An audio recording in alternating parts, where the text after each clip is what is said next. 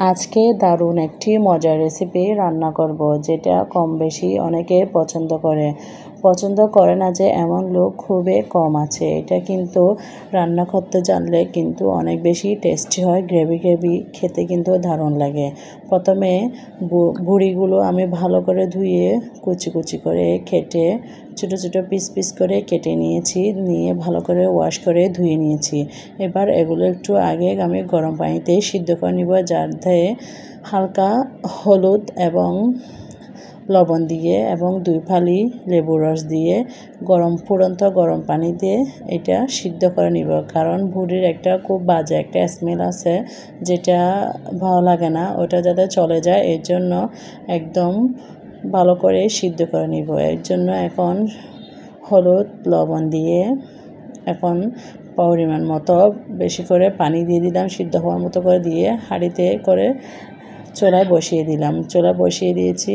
এবার সিদ্ধ করার পালা, প্রায় সিদ্ধ হয়ে এসেছে। এই যে আমার সিদ্ধ হচ্ছে, এটা যেহেতু ইলেকট্রিক চুলার জন্য একদম বেশি করে সিদ্ধ হচ্ছে না, এটা ক্যামেরা একটু কম বোঝা যাচ্ছে, কিন্তু এটা অনেকক্ষণ সিদ্ধ করেছি আমি, প্রায় 30 মিনিটের মতো।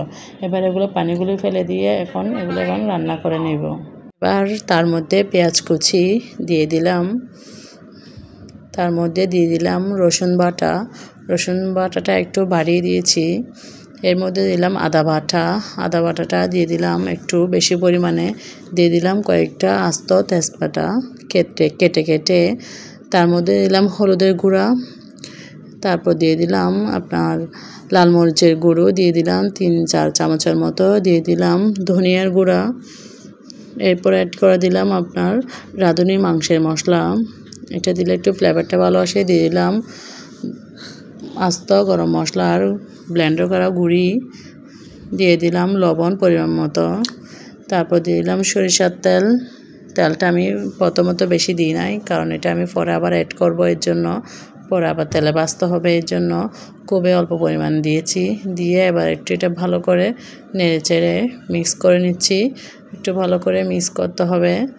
দিয়ে দিচ্ছি গরম পানি, আমি কিন্তু কোনো ঠান্ডা পানি ইউজ করি নাই, গরম পানি দিয়ে এগুলো একটু ভালো করে নেড়ে চেড়ে দিচ্ছি, যাতে মশলাটা একটু ভালো করে মাংসের গায়ে লেগে যায়।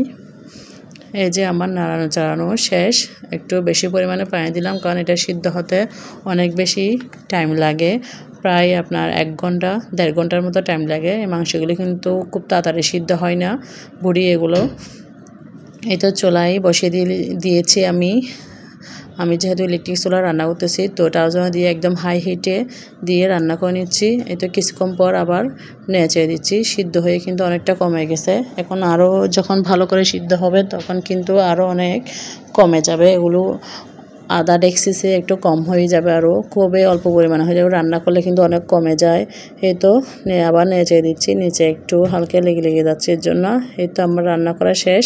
এবার ওখান থেকে অল্প পরিমাণে আমি তেলের মধ্যে ভেজে নিব পেঁয়াজ কুচি, টমেটো কুচিটা একটু বাড়িয়ে দিয়েছি। তারপর দিয়ে দিলাম কাঁচামরিচ কয়েকটা ফালি করে, যা ঝাল মতো যেভাবে ঝাল খেতে পছন্দ করেন ওভাবে দিবেন, কিন্তু সিজনেবল টমেটো দিলে কিন্তু একটু ভালো, এই টমেটোগুলো কিন্তু কেমিক্যাল যুক্ত, এর জন্য। তারপরেও দিলাম,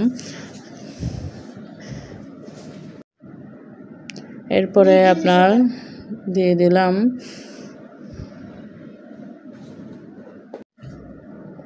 এরপর ভুঁড়িগুলো আস্তে আস্তে অল্প পরিমাণে, আমি সবগুলো রান্না করব না, অল্প পরিমাণে ভেজে নিব, কারণ এগুলো আমি রান্না করে একেবারে ডিপ ফ্রিজে রেখে দিই, যখন কোনো কিছু খেতে ভালো লাগে না তখন অল্প পরিমাণে ভেজে নিই।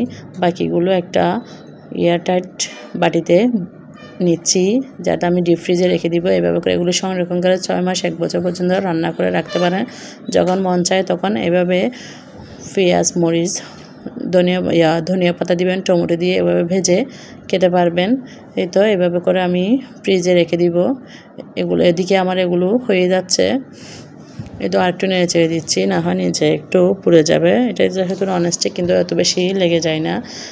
যে তেলগুলো দিয়েছি কোনো পানি ইউজ করি না, কিছু করি না, রান্না করা শুধু জাস্ট ওগুলো দিছি আর পেঁয়াজ মরিচ দিয়ে এখন ভেজে নিচ্ছি। একটু টাইম নিয়ে 10-15 মিনিটের মধ্যে ভেজে নিব।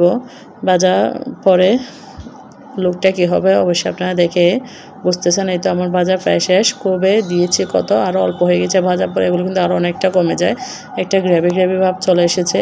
এই তো আমার ভুড়ি রান্না করা শেষ।